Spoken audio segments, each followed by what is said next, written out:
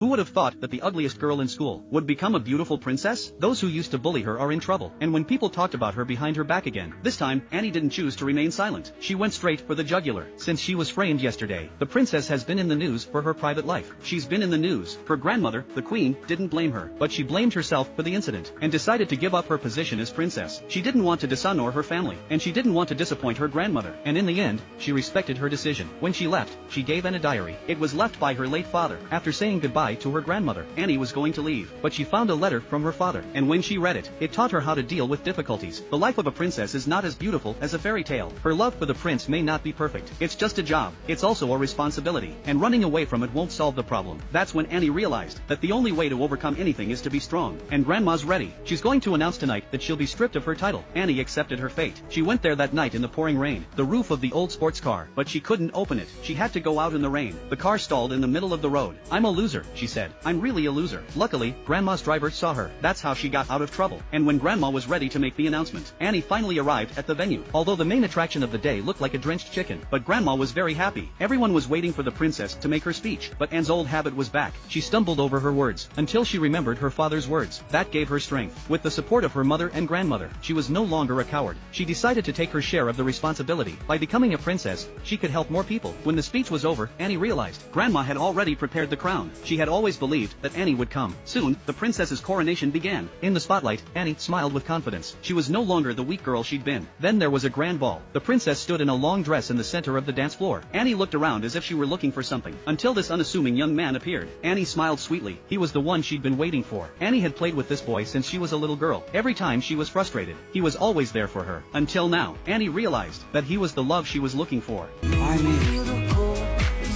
Because you saw me when I was invisible.